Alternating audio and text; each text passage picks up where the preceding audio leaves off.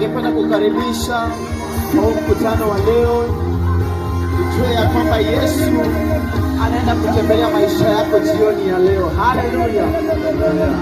Watu wa Rasta tunawakaribisha mahali ambapo mnatusikia, wenye wako kwa manyumba, wenye wako kwa biashara, wenye wanaenda kutafuta sapa, tunawakaribisha msikie sauti njema, habari njema ambaye tumeandaliwa na huyu Yesu.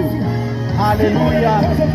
Tunawakaribisha mahali ulipo, tega sikio mahali ulipo, wale unatusikia, andaa moyo wako kwa sababu Mungu anaenda kutembelea jioni ya leo. Andaa moyo wako, Mungu anaenda kunena na maisha yako leo, kwa sababu yeye ni mwaminifu. Wale ambao wanatusikia kila mahali wanatusikia, jua ya kwamba Yesu pekee ndiyo njia ya ukweli na uzima, na tumekuja hapa ni kwa sababu ya huyu Yesu.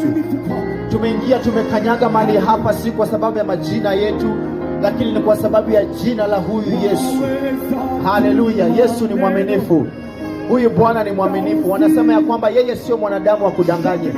Wanadamu wana maongo mingi sana, wana vitu ambavyo wanaweza kuelezea lakini hawatayafikia kwa sababu hao ni wanadamu. Lakini huyu Yesu anasema ya kwamba yeye ni wa ukweli na ni wa uzima. So tumefika mahali hapa, tunawakaribisha kwa mkutano huu wa leo ambao ni mkutano wa amani, mkutano wa kukueleza kuhusu huyu Yesu, mkutano wa habari njema ya Yesu. Haleluya.